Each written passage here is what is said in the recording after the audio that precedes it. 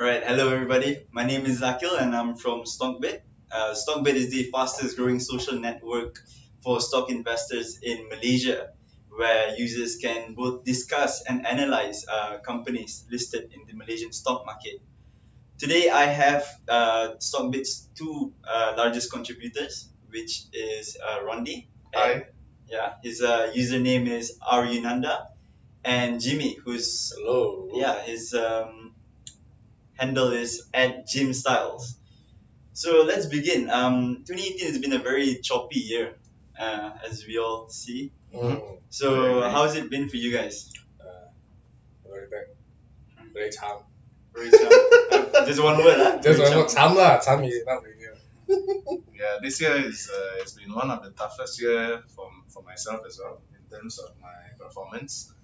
I am at the moment about -7% of my portfolio, which is not very good at all. Only 7%. Well, yeah, I make a killing here and there, but majority of my calls have been very bad. But only 7% is good, man. Oh. People are losing 20%. Oh, really? Warren Buffett are losing 10+%, man. Okay. Well, thank God for that. So what about you, Jimmy? How's your portfolio coming along? Basically, I think I lose all my money. Yeah. So for me personally, like this year is the first time I've ever participated in the stock market, and when I started, damn, like my whatever I bought just flew because it was just Flew down or flew up? flew up because Okay. it was post election, right? Everything Yeah. was very cheap. Every company was rebounding. Right. But eventually, as the new government came in and they cancelled a lot of projects, that actually affected my portfolio a lot. And I cut loss for all my holdings, and overall, I was down 3%. Okay. Which is, I guess, not bad for a beginner. lah. It's better than mine. I have beginner's luck. So yeah, today we're supposed to discuss about like our stock picks for 2019. So let's start with you, Rondi. Like, what's your top picks? Okay, so I think going into 2019, there are a couple of things that we as an investor or trader have to take into account. Firstly, is that we are sort of like in a bearish sentiment market. You can see that for over the couple of months, the Dow Jones and the Hong Kong index, everything has been going down the drain, even the KLSE as well. So I think a couple of things for me, which is important going into 2019, is that you have to be an active investor. It's either you are a trader, or if let's say you value something more fundamental, you need to be an active investor. Means you need to take quick actions into whatever is happening in the market and act swiftly in your portfolio. So for me personally, I don't think that there should be like one stock pick for the whole entire year. I would prefer to break my stock picks into a quarterly basis, just due to the volatility of the market and just due to the bearish sentiment in the market. So I have a couple of my favorite picks actually for at least the first quarter of 2019. And for me personally, I would still hold plenty of cash in my portfolio, and hoping that this whole entire trade war thing is gonna be resolved sooner or later, and that the local sentiments, the money is gonna come back inside from the foreign investor. But yeah, so a couple of stocks that I would like, that I think is gonna be in my portfolio personally, is that I would go for like lower risk trades, right? So, for instance, one of my biggest call, or rather like one of the pick that I'm going to pick is Selangor Properties Berhad, for instance. Yeah. So, as you guys know, like Selangor Properties Berhad is actually a very unknown stock. But this stock at the moment, they are having some kind of like a merger, or rather privatization deal, right? So the owner would like to buy over the whole entire company. And How much? yeah, so the stock at the moment is trading at about 5.6, and the owner the owner of SPB, they are trying to take over the whole entire deal at 6 ringgit. Oh, okay. Yeah. So why I like this deal is that I believe that there is going to be a high probability of the privatization to happen. So when the privatization happen, I would actually take the chance. The probability of the deal to happen is above 80% actually. So going into the first quarter, if let's say you invest in SPB at a current price of about 5.6, and in the event that the privatization do happen, then you are going to get about about a 6 to 7% return, because you're getting 6 ringgit for your 5.6 ringgit investment. And that 6 to 7% return, I think the deal is probably gonna pay you back if let's say it is to happen. Your cash of 6 ringgit is going to go into your pocket, I think around early of second quarter of 2019. So that is basically a 6-7% return. But if you annualize that, that can easily be about 20 to 25% annualized return, which is not bad considering that next year is going to be Tough year. a tough year, a choppy year, right? So I would think that in my portfolio, I'm going to have a safer investment there in a large chunk. So one of my top picks is SPB. So it's kind of like a near zero risk investment. Near, not totally. Yeah, it's quite a near zero, and it's considered like some sort of like a merger or privatization arbitrage lah.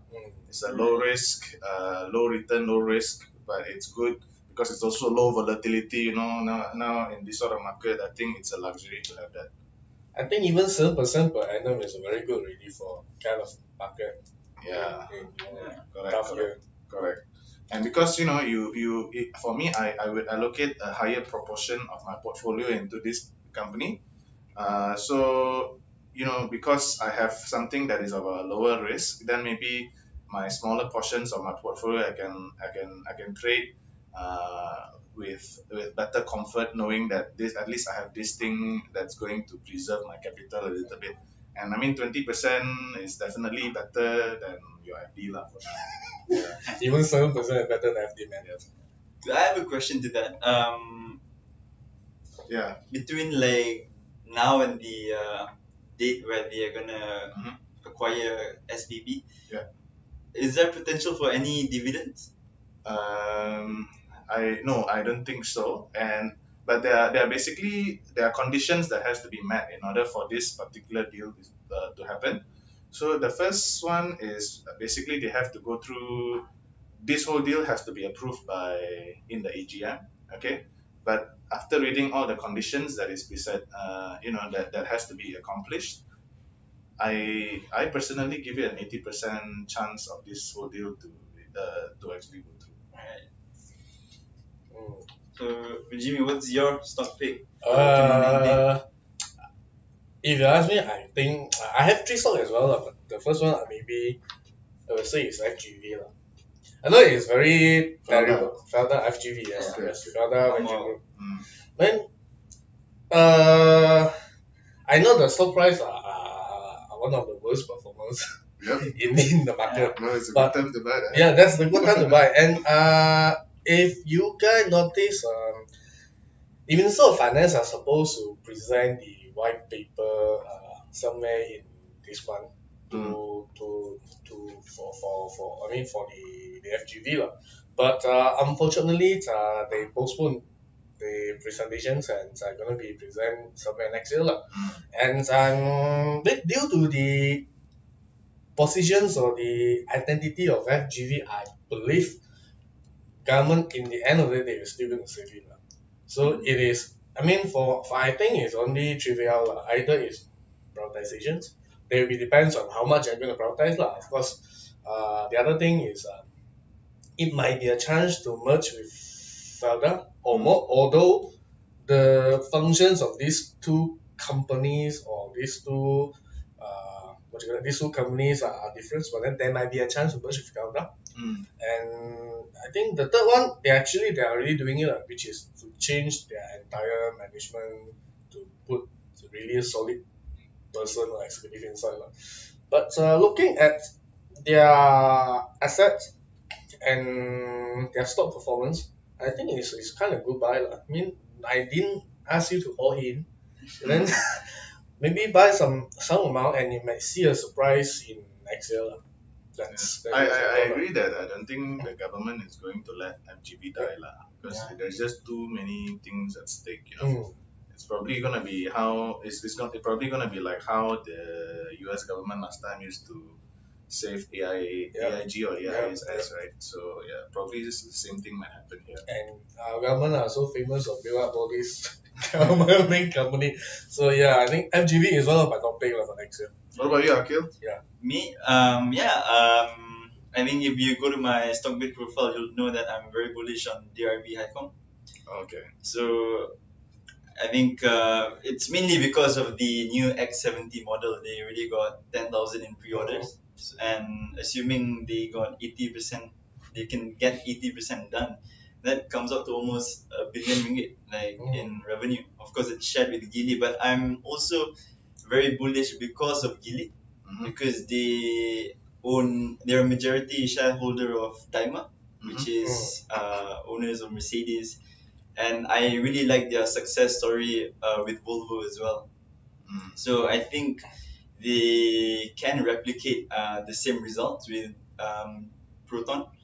Also, I read that they plan to make Proton the cheap car option for their car portfolio.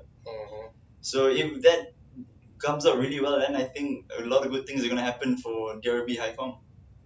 So yeah, and I actually right now I'm looking into Guangchong Berhad GCB. Okay. So The like cocoa manufacturer, right? yeah, the cocoa manufacturer, I and was about to ask what they do.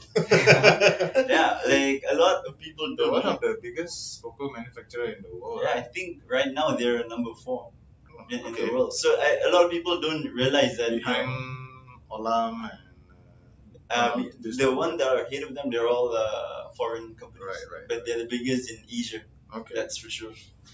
So yeah, apparently Coca has been the prices have been improving as well. And the past few years, you haven't heard much about GCB, was because there was an oversupply in Coca in the market. So because of that, low prices, they weren't doing that well. So right now, as the cocoa prices are about to rally, I think a lot of good things are going to happen with GCB.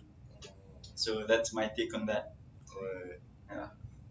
Okay. For What me, else? I think other than SPB, I also have two other kind of like companies that I'm pretty bullish about for first quarter, and these two companies are Focus Lumber and also Muda Holdings. So first and foremost, in terms of Focus Lumber, so Focus Lumber basically what they do is they are a manufacturer of plywood, and they are located in Sabah, and they export their plywood to the US mainly. So 99% of their revenue is export based, right? So basically, they have a lot of US dollars coming in. And why I like this Focus Lumber is that I feel for now, this Focus Lumber is not a stock that you would hold for like 3 years or 5 years. It's a stock that you would hold if, let's say, you think a lot of things are going into their way. And I think that currently a lot of things are going into their way, right? So first and foremost, as I mentioned, the dollar ringgit, because they are export based companies. So in this fourth quarter, I believe also Focus Lumber is probably going to record another good quarter. As a matter of fact, last quarter it was a 700 increase in profit year on year. Wow, that's really big numbers, man. Yeah, 700% increase year on year, and I think that it's going to continue in this fourth quarter, because we have seen that the dollar ringgit in October and November has been relatively stable around 4.18 to 4.2, and even yesterday after the FOMC, and actually the FOMC kind of like talk a little bit more bearish in terms of the number of times they're going to raise rates next year. Today we see the dollar ringgit doesn't even move down, right? Today the dollar ringgit still stuck at 4.18. So I think overall for Focus Lumber, there are a couple of things. Number one is the revenue from the dollar ringgit is going to be high for fourth quarter of 2018. Secondly, their costs So the main cost of a plywood manufacturer is the cost of timber, right? The cost of Yep. all these wood trees. And if you guys know that in Sabah, after the election, Elections, they have this thing where they kind of like they're going to limit the I mean, they're going to ban. They're actually banning the logs export. So all these timber manufacturer or timber players in Sabah now. Last time they used to always export to China. Now they can't export anymore. So they need to be selling them to local players. And basically, because of this, there could be an oversupply of the timber, and they could actually drive the cost down. And then, of course, there is also the trade war. So due to the trade war, you might be seeing the selling price of the plywood that comes from countries like China and all that to go up. So yeah, so overall net, I think revenue for Focus Lumber is gonna keep increasing. The cost is coming down, and also because of the dollar ringgit, their revenue is gonna be exponentially increased as well. So I think this could be like a sweet spot for Focus Lumber. So as of currently, Focus Lumber is now trading at about only what 6 times. Yeah, they're only trading at like 6 or 7 times PE ratio when I think historically it used to trade at about a lot higher than that. Okay. So my personal fair value for this is around 2.7, 2.4 to 2.7 for Focus Lumber. Yeah, so that's basically my second stock, and my third stock is Muda Holdings. So on Muda Holdings, I also think that quarter 4 is going to be good. Actually, quarter 4 is always the best quarter for Muda Holdings in accordance to their historical data. Like every year for the past 3 or 4 years, you would see that quarter 1, quarter 2, quarter 3 having a normal result. Then quarter 4, the profit goes up. It's because in quarter 4 there is a lot of, I mean, another division of them actually starts making money, the trading division. So most often than not, quarter 4 is going to give you a higher profit than all the rest of the quarter. And for Muda, why I like it is because I mean currently, one second, because there is like if you guys are aware that there is this kind of like a pollution control policy that was done by Chinese government. So China government have kind of like imposed a tougher criteria to import waste paper since last year, and they have closed several paper mills. So basically, like all these paper producers, they are going to be able to sell paper at a lot of higher cost. I mean higher margin, and that is why I'm also bullish on Muda Holdings. Yeah. Okay, not bad. My side, I think another two stock that is in my pick lah. The first one, that's Yeah, also you can read about. Sorry, I think Yeah. my Muda Holdings my Ah. explanation not very clear, but you can come to my page and look into Muda Stockbit as Malaysia well. lah. Stockbit Muda, and I think my analysis is a lot deeper than what's your username again? you know, like Jimmy R. Yunanda. Oh, you, You've I mean, been liking I a mean, lot. not me, not for me, for Yeah, our R. Yunanda, audience, man. You For can our audience, find me man. at R. Yunanda. You can actually just go to the hashtag Muda Holdings to Cool, actually see my post on the company. Right, so quick talk about my pick. The other one is George Ken. Mm-hmm. So first of all, yes, I mean George Ken also has been hammered down like so much, and now even back to penny. But then I think people are actually kind of in panic sell, and the value of their assets and their earning per shares are actually very much more value than their current PE. And I think it's a good time to do some bottom fish. But of course, please do monitor. Don't immediately jump in. Of course. Right, but then is another company that I think is oversell lah. And I mean, since we all predict that we will have a very tough year, so maybe some defensive stock should be a good pick. So I will say Nestle. It's Nestle. Because I mean I don't really look into their PE. PE are crazy high lah. But then the thing Yeah, is, P is forever crazy high. yes. Lah.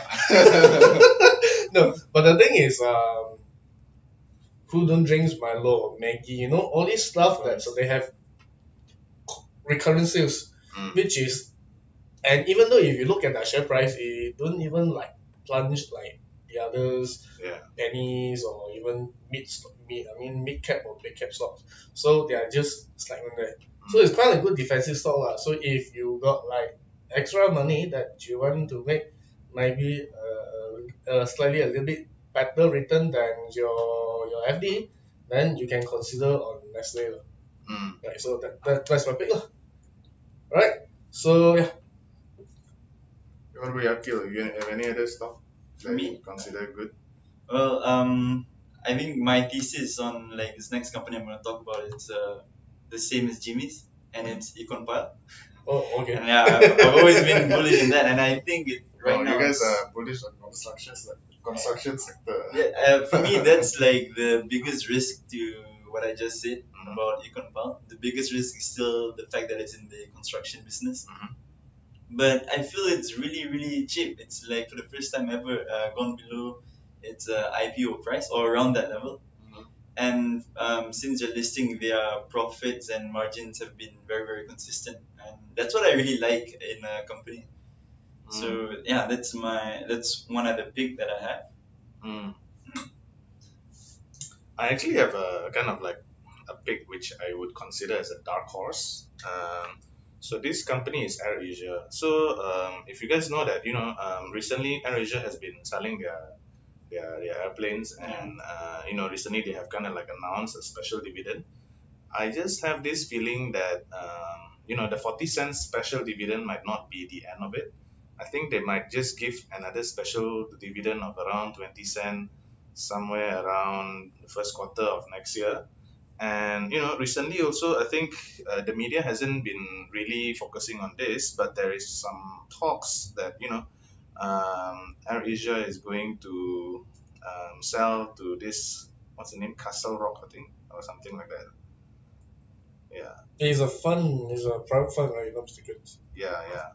So if let's say they are able to sell more, and I mean the news report, right? If it is true, they can monetize the 30 narrow body planes for about RM1 per share. Like it's an $800 million sale, for this particular sale. So if let's say this is to happen, let's just say that out of this 1 million per share, AirAsia is giving you another 50 cents of special dividend. I mean, AirAsia this year in itself, when you're talking about unlocking shareholder value, right? AirAsia this year in itself give you back 20% of your investment. Based on current market price, AirAsia has been giving you like a 20% dividend yield. So I think next year, if let's say you would have this kind of like 20 cent from the sale from Fly, and also another 50 cent from the sale of these 30 aeroplanes, you can potentially see up to like 70 cent of special dividend. So it's a dark horse, and anyway, like nowadays the oil price is so low, right? So I think, and at the moment, AirAsia is trading at a very cheap valuation, single digit PE. So I think AirAsia could be a dark horse going forward. Yeah, I agree. I think it's very undervalued, and actually today they just announced that they're going to be cooperating with Garuda Indonesia. So yeah, like it's a operational cooperation agreement, because they have similar cooperation with Sriwijaya or Wijaya Air Group. Yeah. So I haven't actually looked deep into this article, because like when they announced earlier, it was just a short one by the Edge. So yeah, we should actually look into Garuda, because I really think it's a very undervalued stock. Do you think so? Yeah, but I don't really like AI lah. Sorry. I think if you comparatively compare their valuations, right, like with the regional peers, I think AirAsia is still one of the cheapest stocks around. Yeah, it is. So yeah, it could Yeah, be well, of a course, in valuations or yeah, in terms of figures, it's definitely good buy. yeah, it could seriously be a potential dark horse, lah, especially if they manage to sort their other regional operations around, you know. So, yeah. So I think that's all the picks for now. So Akil, I think your picks were Guangzhou, Guangzhou, Econ Pao. and Derby High Kong. Okay, so mine was SPB to be the largest one because of its profile of Yeah. low risk and low volatility. I also kind of I think Muda and Focus Lumber should be a good stock as well. And I have a dark horse in AirAsia lah. So my more on FGV, George Ken, and also Nestle. Uh, So two come with a slight, I mean, like, still high risk, but the other one with quite defensive stock. Lah. mm.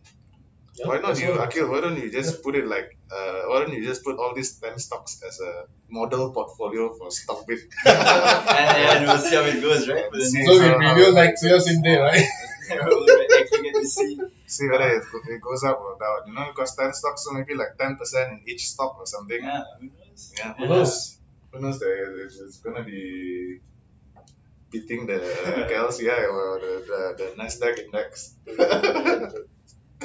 I just got one last question for you guys. Like, where do you see the KLCI going to the end of 2019?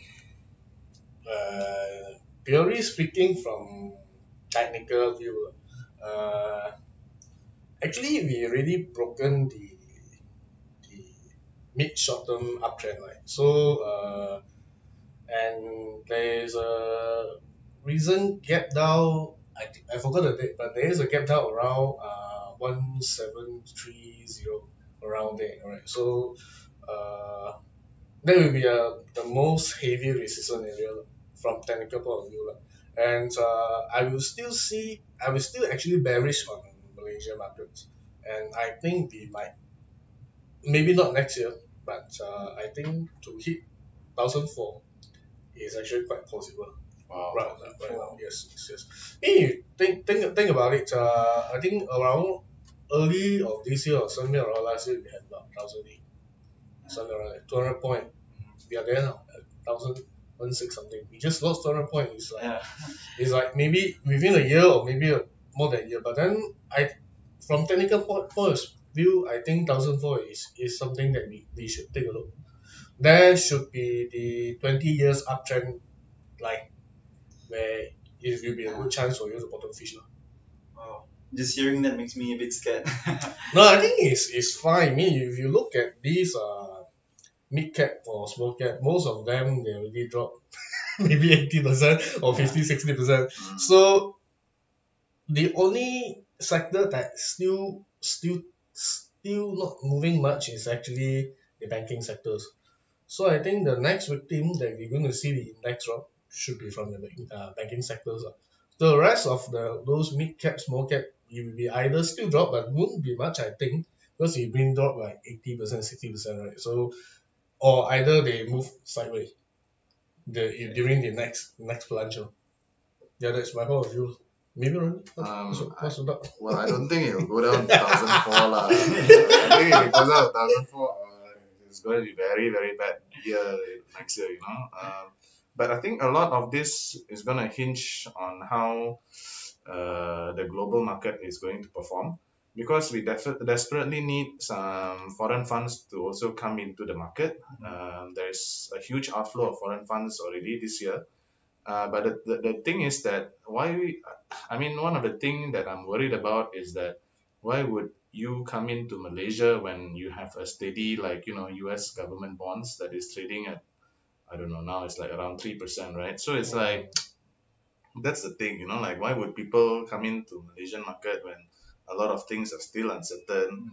But having said that, I think like in comparison to PE ratio, fundamentally in comparison to our regional peers like Singapore and Indonesia and Thailand, we have, if I'm not mistaken, one of the lower PE ratio. It's definitely below the average regional. So there is going to be some upside there. But yeah, again, I agree with what Jimmy said in terms of the banking sector. You know, the banking sector, I think, is I don't think the correction in the banking sector has started yet. I think there is still more rooms to drop, and that can actually potentially bring down our index lah. But again, with our index, there's always this support from the Yeah, government, yeah. so you shouldn't be too bearish on that lah, in my opinion. Yeah, I mean, that's why I say from the technical side lah. But then, don't forget, we are the best emerging market in the world. We are number So, one. according to Bloomberg, Yeah. So what's your own view? my view, not sure, man. I'm still very new in this whole market. So, like for me, like the first year being here, I can say it's quite a traumatic experience because it's scary seeing all red most days. Yeah. Yeah. I agree. And so I still have plenty to learn, under you guys, hopefully. Yeah. We can always discuss and chit chat on things in Stockbit. Yeah, No exactly. problem. You guys have been helping me a lot. Thanks for replying to me. So I think that wraps up the conversation for today.